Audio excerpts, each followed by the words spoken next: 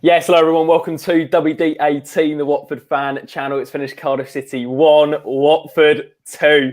Couple of hours after full time, but I was just saying to the lads, I'm still catching my breath from that one. What an end to the game. The first time in a long time I've celebrated a goal like that as well. I think we'll discuss it with the lads. But first off, to introduce everyone, we've got Sam, Elliot, and we're delighted to welcome David Cameron Walker from The Rookery End, also from The Athletic as well. David, thank you so much for coming on today, mate. I'll tell you what, we'll start with you. How are you feeling? Have you calmed down yet? It's been a little bit of time after full time, but what's your initial reaction to that one, mate? Amazing. I mean, what a moment that was. And I think you saw with the celebrations just how big that was for the players and how big that was for the team. I mean, and it was perfect as well, wasn't it? Because it took quite a while for the ref to let them take the free kick, and it was 95th minute, and we were looking at going, Masina hasn't had a brilliant game. We haven't scored a direct free kick for 5 years, but if there's any time for it to go in, it'll be now. And then it went in, because when he struck it wasn't even that. It didn't look like he hit it that well, and it goes straight through the keeper. I mean, I've just moved into this house 2 weeks ago, and I've not met all the neighbours yet, but they've certainly heard me today. Brilliant. Sam, can you sum up the emotion when that goal went in at the end? You said you damaged your foot. Yeah, do you know, for some reason, right, my first reaction was to get up and kick my door. I don't know why. It's just that when goals go in like that, it's just like, I don't know, like just imagine being in that away end today, though. It's been absolute carnage. I mean, we see, you know how away games, you see all these people like running down the steps, and you see the subs doing it as well. Just unbelievable. But no, I tweeted something about this, and I feel like this goal is just, as a fan base, before we actually get onto what it means for the season, because it's massive, I feel like it just means something deeper to the fan base. You know, it's been an incredibly difficult 12 months for every Watford fan, you know, on the pitch, off the pitch, with the relegation, the pandemic, all of it. And I just feel like today, even with the frustrations of this season, at times the frustrations of today, it was just an outpour of emotion at the end. It was the first time I'd say many of us have celebrated a goal in lockdown properly. And it just makes you so happy to kind of support Watford, because it's these moments as a football fan you live for. And, you know, I know we weren't at the game, but it's going to go down as one of my favourite Watford moments of all time, I think. For sure. Elliot, I wanted to bring you in there, mate, because in terms of, Sam mentioned the kind of impact this can have on our season, it does feel like a really big statement we've made today. Of course, we lost in the reverse fixture. We've won away from home. We've come from behind to do it as well. And we've won against a team that haven't lost under their new manager, as we mentioned in the preview. So just in terms of the bigger picture for Watford this season, how big a win is this for us? Yeah, you put that perfectly. We've beaten a team that don't really lose and haven't lost under Mick McCarthy. They looked in really good form, and defensively they were really tight and really well drilled. And the fact is, we've scored against them twice today, and we've caused them a lot of problems. So I'm absolutely delighted with how we went about it. Obviously, there were negatives, and we can go into those, and I'm sure we will. But overall, it's just great to get such an important win, to get it in the last minute as well. And it feels like there was a lot of build-up with regards to free kicks. I feel like there was a lot of talk about free kicks not going in this week, and a lot about how we haven't scored in however long. So the fact that we scored it this weekend is just, it feels absolutely perfect. And hopefully this will be the sort of spark that will keep us going for the rest of the season. And maybe, not that we're in a bad run of form by any means, we've got 7 wins in 8, but maybe we can just keep this momentum up and keep going from now until the end of the season, because now it's 10 games left and they're absolutely huge. Yeah, absolutely. David, you mentioned before the game, that this was without doubt the most nervous you've been for a game this season. Can you maybe explain why that was? Was it just in terms of how Cardiff been playing and just the kind of how big this game was in the grand scheme of the season? I think both of those things. I think the fact that it's been role reversed from the last few weeks, where we've played before Brentford and Swansea in the last few weeks and put the pressure on them. This week they played last night. Brentford played last night and won. Swansea played lunchtime and won. So you're thinking, right, we've got to get something here. You know, draw would be all right, but win, you know, we really do need to win to keep the pressure up. And it was against Cardiff, you know, away at Cardiff. As Sam said, like, Mick McCarthy's done a great job since he's been in there. He's done the exact job that he sort of does everywhere he goes, and he's made them really hard to beat. And you could see from the first minute, like, what they were going to do. They were just knocking it long. They were launching every throw in into the box. They were taking advantage of our sometimes slight shakiness at set pieces. And it just felt to me that this was a real test of character for us. We had to. I think we knew that there wasn't going to be a great game. They were going to make it difficult for us to play, and they did. And I think they dragged us down. I think, especially in the second half, they made it scrappy and put the game on their terms. And I'm so pleased that we came through it. We got it in the last minute, but I think we did stand up. We defended quite well. We stood up pretty well to their onslaught. I didn't really have many clean-cut chances. It was all from set pieces, really, and it was a big test for us. I was nervous, but it just makes that all the more pleasing that we came through it. Yeah, exactly that. And Sam, is that a big point for you as well in terms of actually the manner, as David mentioned, the way we came back? We came from behind. We all know we've struggled away from home this season, but the manner in which we've done it, is that the most pleasing aspect of today for you? Because we can all agree it wasn't the best watch. I think it was quite hard at times to watch. It was very, very difficult, but is it the mentality and the character of this Watford side that is so impressive? I actually disagree with you. I actually really enjoyed the game. I thought it was a really interesting game. It was the nerves, mate. It was the nerves. I was the same as David. Definitely. I think at times recently, I think it's probably because I'm not at the games. I think it's easier to perhaps kind of to have a more balanced view on the game and not really get caught up in it. But as I said, the outpour of emotion at the end, you couldn't stop that. But it's absolutely massive because we've shown in the last few games. I look at Nottingham Forest, I look at Wickham, that even when we don't play our absolute best, we're able to grind out these victories. And away from home, particularly, a really informed Cardiff side who are difficult to break down, have a really good striker up front. And something I want to say as well is we handled the big striker really well. Something that Elliot, I'm sure, will touch on. But I feel like while perhaps there was some individual lapses of concentration, particularly in the first half, on the whole, the team just carried on believing that we could get something, and we carried on going forward, trying to get that winning goal, and we got that free kick in the end, and ultimately we got the rewards for it. So absolutely buzzing, and it's going to be absolutely massive for the rest of the season. Elliot, Sam mentions there about some of the kind of standout performers for you. Who stood out? Chalobah with the goal. Sierralta's probably another one that's mentioned in the chat as well. Yeah, Francisco Sierralta. I think people might put him into a negative category because of the own goal. I think with that, it's very difficult as a defender. And I think often the players who score the own goals often aren't the ones that are at fault for it. But he was absolutely fantastic today. And he dealt with keeper Moore, which is not easy. And I think I could probably count on one hand how many defenders have properly dealt with Kiefer Moore and shut him out. And I think Sierralta did for the most part today. So I think he was absolutely huge to that.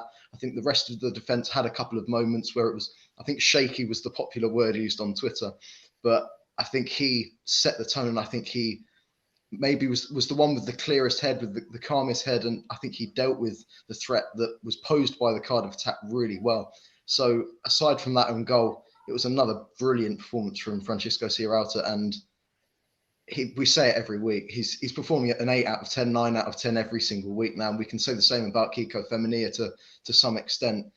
I think he was the key to the performance. I think he was probably my man of the match, but there are many other names that you could list. I thought Nathaniel Chalobah looked really good. I don't know if it was the captaincy. I don't know if that brought an extra bit of confidence to his game, but we saw even with his goal just how confident he was. And there are a lot of players today that I thought really stepped up when they needed to, because it wasn't an easy game. We've not got the best of form against sides that are nearer to us in the table, but we didn't let it phase us today, and we dealt with them pretty well, and we got the 3 points at the end of it. So it was, a really good performance from the whole team. David, I just wanted to get your thoughts on this comment in the chat from Nick, who says Chalobah had his best game for us today since Southampton away under Marco Silva. He's pronounced it wrong, but not clever spelling mistake there. Dave, what would you make of that comment from Nick? I think he played really well. I think he's I know he's had a couple of games out, hasn't he, through suspension, but I think he's in general been better, along with most of the rest of the team in the last month or so on this run. I think I agree. The fact that he had the armband probably gave him a little lift today, and that goal was outstanding. Now, I think Tommy Mooney said it on the commentary today that it's a goal of the season contender, and I definitely agree. That an amazing feat from Chalobah. We don't see that enough from him. He has got that in his locker. He's tend to play a bit deeper over the last few years. He probably doesn't get enough chances to sort of get around the box and do that sort of thing. But he has been doing it of late.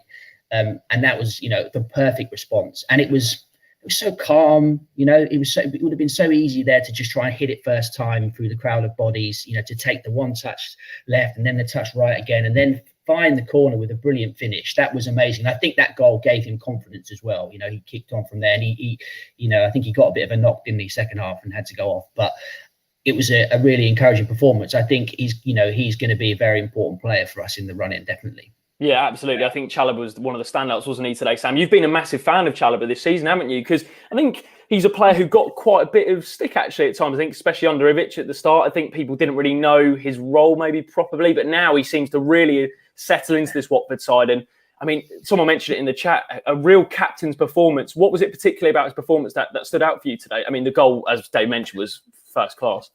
I think it was just a sense of calmness within him and confidence in his own ability, because I know you can analyse Chalobah saying, are we playing him in his best position? Should he be playing 90 minutes? That kind of thing. But I just feel like an on-form Nathaniel Chalobah who's got belief in his own ability is, arguably one of our best midfielders, if not one of the best midfielders in the league. And that's something we haven't seen enough from him since he's come in from Chelsea, probably because of injury. But today he was absolutely fantastic. I think that goal was almost a microcosm of his overall performance, just with the calmness and, the collective mindset he had within him. And, it's so good to see him doing well, and I'm buzzing for him. Yeah, absolutely buzzing. And it kind of begs the question really about how we've been using him, Elliot. Lou Orns in the chat says, seeing that from Nate makes me think we've been using him all wrong. Xisco deserves credit for moving him forward. Just on Xisco Munoz, actually, the fact he switched to a 3, Chalobah seems to be absolutely enjoying life in it like a 3-man midfield. What do you make of that comment from Lou Orns and the way he's being deployed under Xisco? Yeah, I completely agree. I think under Ivic, he looked a little bit, it was almost like we were stunting his growth. He looked a little bit hesitant to play the ball forward, to find space. He looked a little bit like his creativity was maybe being held back. And I don't know if that was because he was slightly deeper or not, but I think he's completely right that under Xisco, there has been a complete improvement in his game. He's been given a bit more license, not necessarily to move forward in an attacking sense, but more just to have the license to play the ball out wide and to move forward with the ball and to carry the ball, because I think he is actually a very good player at carrying the ball forward. So he does look like a changed player. He looks much, much better and a much better player than we've seen from him in a long, long time. I know the mention earlier was that it was the best performance since under Marco Silva, and I'm inclined to agree with that because he just has so much more confidence and as Sam said, so much calmer on the ball, and his passes reflected that today as well, because there was no complacency. He found his man every single time, and I thought it was a brilliant performance once again from him, because he's now consistently meeting a very high standard. David, I wanted to get your thoughts on Xisco, because obviously we haven't had you on the channel before, but we listened to the podcast, and make sure you do go and check out From The Rookery End. It's a brilliant, brilliant Watford podcast. David, what have you made of Xisco? It's 7 wins in our last 8. It feels like we're hitting form at the right time going into the last 10 games of the season. What have you made of the way he's adapted his style, adapted this Watford team and the impact he's made? I think he deserves a fair bit of credit, actually, for this run and for the way that the team has changed shape and system, and he's changed the personnel. I'll be completely honest.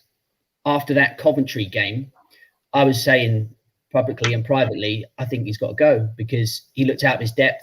The things that he was saying, the comments that he was making after matches seemed to me like he was out of his depth. He wasn't sure of himself. He wasn't sure of the players. And there was this talk of preparing all week for that Coventry game. And then something happened and he changed and went 4-4-2 at the last minute. And we were as bad as I've seen us. But I don't know what's happened, whether it's him or whether it's the players or whatever. But, let's give him credit. He's the head coach. Since he's changed to 4-3-3, since Will Hughes has been at the base of that midfield 3, since he's put faith in João Pedro to start him, even playing him in midfield last week, which was a ballsy move and it paid off. Zinkernagel's come in. I think he looked more sure of himself now.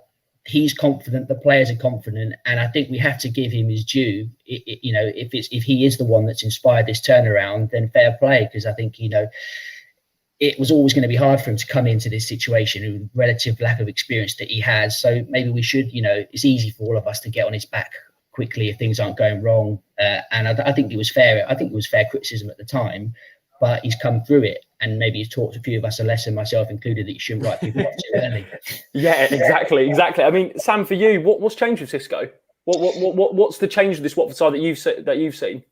I just feel like, first of all, I just want to say that I completely think it's Cisco, because we've seen the same core group of players, manager after manager, not performing, and now we've got a manager who's come in, and you could say it's still short term manager bounce, that kind of thing, but he's getting them performing at the right time of the season, and that's exactly what we need. So I would say it's Cisco Munoz, but you could say it's the 4-3-3, but I just feel like what he's done is he's put an arm around these players and said, I believe in this. I have confidence in you. We have the best squad in the league, that kind of thing. And having that kind of mentality on the training ground every single day, unlike other managers who perhaps could be more distant, I feel like it's so important, and just gives this whole squad a massive confidence boost. And I think the togetherness at the end of today's game, I don't know if you saw the video of the players going into the dressing room after. Brilliant. Just put a smile on my face, and those pictures as well are just some of the best Watford pictures you'll ever see. And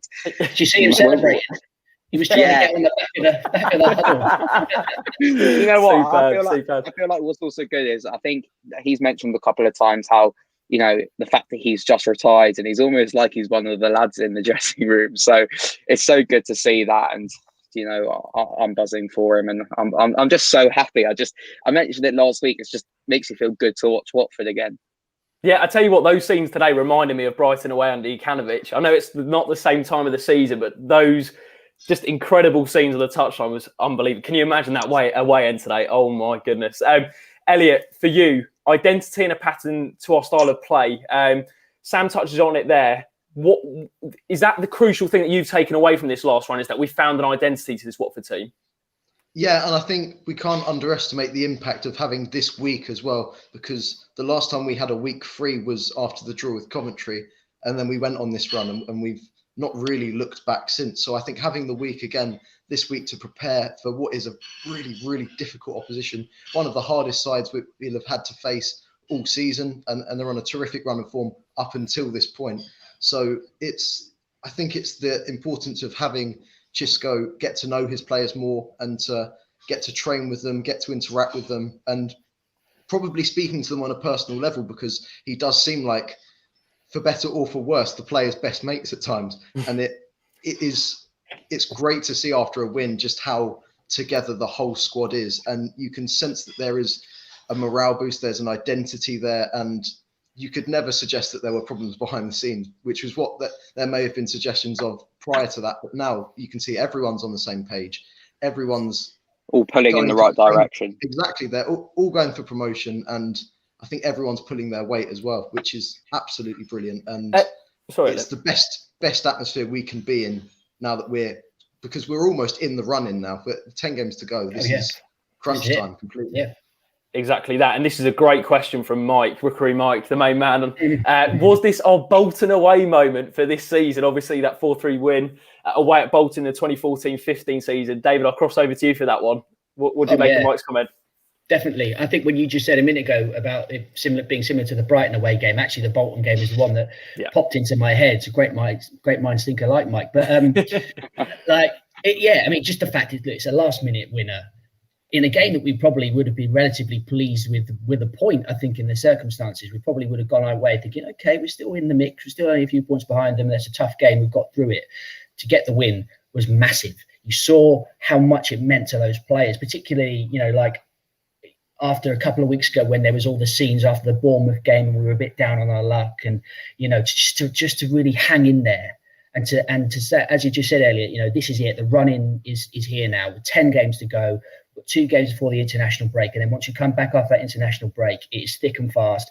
And the real salivating prospect for me is that we're playing those teams that are around us, and I think that's a fantastic thing, because it means that our destiny is in our own hands. And it's tough. Brentford are going to be tough. Swansea are going to be tough.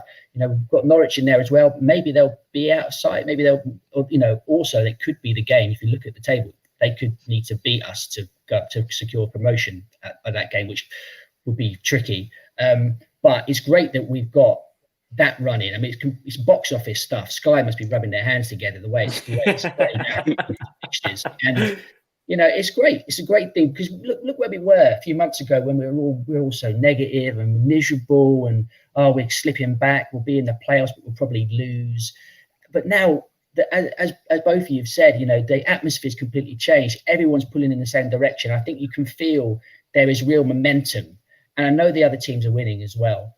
But I know a few Swansea fans and some Swansea fans at the Athletic, and I've been looking at their tweets and things they've been saying recently. I know they got another 1-0 win today, but it has been very much 1-0, the odd goal, penalty wins for them. They're kind of like we were a few months ago. It seems like they're squeaking it a bit at the moment. So maybe there is a wobble to come for them. Brentford, I think, are going to be as good as anyone. They're ready to go up. They've been ready for a few seasons. So it was a massive win for us today. But we're in there. We're in there. We're fighting, and you can feel that momentum. And I think we bottomed out. I don't think we're only on the up from here. I don't think we're going to be as bad as we were earlier in the season. So that's what gives me hope. Is I think that we are finishing the season in good form, and I'm not sure about the others. Yeah, I think you're absolutely bang on there, David. Sam, for you, it does feel like we're hitting form at the right time. I know we mentioned it at the top of the show, but with 10 games to go, we've still got to play at Brentford, at Swansea. I mean, there's some really big games in there, but it does feel like we are just exponential growth is going up with the confidence, with the play, and in your confidence. How are you feeling with the rest of the season? Are you feeling that we can do this, get promoted? I am more confident. I know, David, you mentioned earlier the Coventry away game, and a lot of people perhaps wrote us off after that, including some Watford fans. And I was thinking at that point, I think I said it on here, that automatic promotion is gone in my eyes. And then something just happened in the Bristol City game when we won 6-0. It was like, all right, this is changing now. And then went on the run, had the blip against Bournemouth, and we've responded so well to it. And I am believing now. I think it would be one of the strangest promotions you'd ever see, considering how poor we have been for large parts of the season. I think it's fair to say that. But I think I am believing now. And just, I remember when Jurgen Klopp first came into Liverpool, just comparing Klopp to Xisco Munoz. It's the same level, isn't it? I remember he said that he wanted to turn Liverpool from doubters into believers. And I think Xisco Munoz has done that completely, because not just in terms of the football, where under Ilic perhaps we were more negative, and under Munoz we believe we can win these games, but he's rejuvenated the whole mood of the fan base. And I believe we've got an absolutely massive chance to go up now. Absolutely. Elliot, for you, is that moment of the season, that Masina goal? We'll have a little chat about it now. I mean, we mentioned the scenes on the touchline. The scenes in that living room was unbelievable. Elliot, for you, is that moment of the season? It's got to be. And the fact that that's better than a 6-0 win against Bristol City speaks volumes of how good it was. It does feel like, I don't want to say the phrase turning point, because we're doing so well anyway, but it does feel like this is the point where the momentum's really going to hit. And absolutely the best moment of the season. I didn't really react. I wasn't. I've seen people say on social media there were tears of joy, that they were running around their houses and things like that. But I think I was just in a state of shock at what had happened, because I just couldn't believe it. The fact that it's been that long since we scored a free kick, it just felt like the planets aligned, and a free kick in the last minute against a promotion rival away from home. Yeah, it was just everything falling together perfectly, and I couldn't believe it. I still can't work out how it went in. It was pretty low. I mean, he didn't get it nowhere near the corner. It didn't seem to take a deflection. I don't think. Maybe he just got caught. You couldn't see it because of the wall, and he sort of dived over it. But I mean, who cares? Bizarre, wasn't it? Absolutely bizarre. Yeah, you need those. Do you know what? Something that's kind of gone, I've noticed. First of all, I feel like you do need those bits of luck, because any other keeper, 9 times out of 10 saves that. So we do need those bits of luck that perhaps we've missed at times this season. But the way that Sarr won the foul in the first place was a really clever piece of skill. And he probably didn't have his best game today, but again, he was getting really stuck in there. And it's a different side to Ismaila Sarr's game that we're seeing at the moment. And it just shows further how we're all pulling in the right direction. Our players know when they need to roll their sleeves up, and I think Ismaila Sarr really does show the direction that this team are going in at the moment. Yeah, someone also mentioned, Sam, there about Will Hughes. I think David mentioned it about the calmness he brings this Watford team. I think he went a little bit under the radar today, but actually what he brings is that kind of that structure to the midfield three that allows Chalobah, Zinchenko to push forward. Do you want to maybe have a little word on him? Because I think he does the dirty work, doesn't he? Yeah, exactly. I feel like Will Hughes' game is changing by the week for the better. I know we've mentioned quite a lot, but I mean, when Nigel Pearson came in, he saw Will Hughes as kind of a holding player, and we've seen him at Watford all over the park, just behind the striker on the left, on the right, and I feel like now he has got his best position. And you know, while that's not going to be him scoring every week and getting assists, he provides so much to this Watford side. If you take him out, I feel like I don't want to say falls apart, but he allows Chalobah to go forward. He allows whoever else is playing in that midfield spot, whether it's Cleverley or Zinchenko, to go forward. And the defenders trust him. And something I do want to talk about with trust, if we are going to talk about negatives, if we are going to move on to that soon. But yeah, Will Hughes is a bit massive part of this Watford side. Oh, Jacob? Is it cut out? There we go. Sorry, mate. Go on. Carry on. No. The Wi-Fi's playing up. No. I finished my bit. It's not a WDA team live stream without technical issues, is it? Yeah, that is very true. Very, very true. Elliot, on that, Sam kind of flips it a little bit and looks, you know, if we take the emotion of that winner out of it, was there aspects that maybe I think we probably on the balance of play deserved the win, but maybe at times it's difficult to say, but from the other point of view, you take the emotion out of it. Was anything about the Watford performance that we need to improve on? Yeah, and I've been victim of just feeling completely positive about that result, because I even said a little bit earlier that it was a really good performance. I don't know if it was a really good performance. It was a good performance, but there were definitely issues. I think I don't like singling out individuals, but I think for the own goal, I think maybe Daniel Bachmann could have gone for it, and I think maybe Troost-Ekong could have been in the area to maybe cover it slightly. I think Sierralta he was sort of left on his own for it, and he sort of had no choice. If he hadn't have gone in for it and put the ball in his own net, regrettably, Kiefer Moore would have probably stuck it in anyway. So there were problems today. I thought Adam Masina, obviously, it was all taken away by the brilliant goal, but I think he had his moments where he maybe played the wrong pass and his decision making wasn't great. I thought William Troost-Ekong sometimes misjudged the odd ball. I think for the Daniel Bachmann's yellow card, I think that I'd put Troost-Ekong at fault more for that than Daniel Bachmann. But I want to talk about that. Yeah, there are negatives to the performance, definitely. But I just feel like, right, I know I feel like by the game, I feel like Daniel Bachmann's looking more and more shaky. I'm a massive fan of Dan.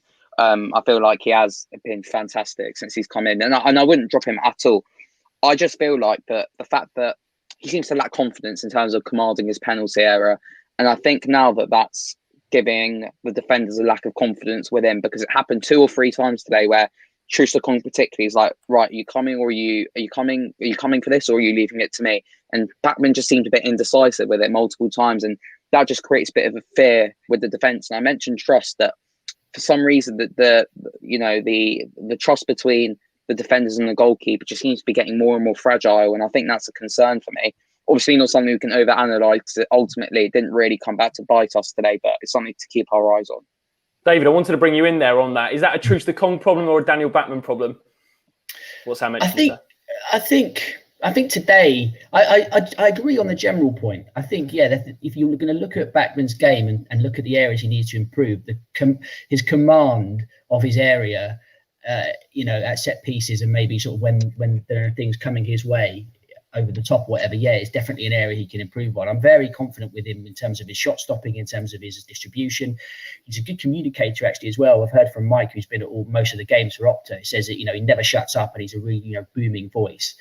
But I think there was a few moments today where, and the booking in particular, actually, I think the centre-halves should have been better at dealing with those long balls over the top. I think it was very windy out there today, which sometimes does play a part. But I mean, these guys aren't Sunday League players. These are professional players who should be dealing with a straight ball over the top. So I think there was maybe, I would put the blame on the centre-halves for that situation in particular. But you're right. There were a few, particularly in the second half, where I think there was one where you heard Bachmann shout for it, but Sierralta nodded it away, and they sort of were looking at each other. And that is like maybe Sierralta's still thinking, I'm not going to lead it here. I'm just going to get rid of it. So it's interesting because Foster's obviously back in training now and approaching full fitness. So Bachmann, what would you do, David? He hasn't done anything wrong, has he? He's not made any huge mistakes. He's had a few moments, but I think he's got to keep the place in the team for me. I know Foster is the experienced head.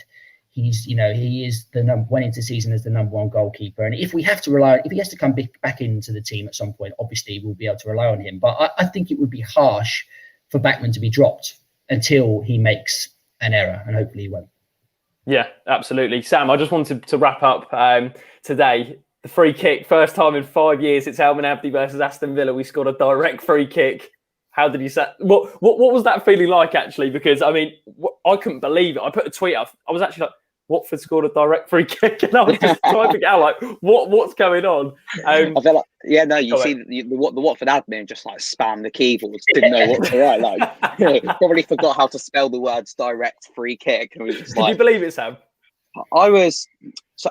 When it first went in, and I was really confused because we mentioned it. First of all, I thought he was going to cross it because it was one of those they could either cross or have a shot. Yeah, David. I think it took balls for him to do that. He could easily just toss that in on the angle, thinking that someone's going to get their head on it. But he went for it, and it paid off, didn't it? Absolutely. Yeah, no, exactly. So I was originally, I was like, when it went in, because I thought the keeper would save it as well. I was like, what's going on here? And then I saw Masina go and celebrate, and I was like, oh my word. And I mentioned it at the start that it was just that outpour of emotion that kind of made a lot of this season worth it, because it's those, defining moments, not just for our season, but in football that, you're ultimately going to remember. And wow, just unbelievable. And I hope that kind of lifts stigma is not the right word, but lifts that kind of fear around free kicks. I don't, if you know what I mean, and that confidence now that we can actually score a free kick. But I'm unbelievable. Yeah, so happy. Just to wrap up, we're going to do 3-word reviews. Now, this is putting you on the spot, lads. Elliot, 3-word review to sum up today. Oh, it's hard, isn't it? Another win away. Nice. David? It's gone in. Go on, Sam. Wow. Sorry, I put you on the spot there, mate. But... Yeah, that's really... You've had the longest to think of one out of all of us. I can't even. I don't want to say we're going up because first of all, I think that's cheating a bit. But that is confident, mate. This can be clipped up and played in 10 games. Yeah, I was going to say. I'll go with what Elliot said a few weeks ago, and I'll say that we're carving our destiny now. Nice. Because it's in our hands. I'm going to go simple. Adam Bloody Masina. That's when we're going to wrap up the stream, lads. Up the awnings. If you did enjoy the stream, please do leave a like on the video. Don't forget to subscribe to WD18. Make sure you do go check out David's Twitter. The link's in the description below. Check out From The Rookery End if you haven't heard of them already. The lads do some brilliant podcasts. But that's where we're going to wrap up. Thank you very much for watching. We'll see you for some preview content. Hopefully, if the Rotherham game's on, come on, you awnings.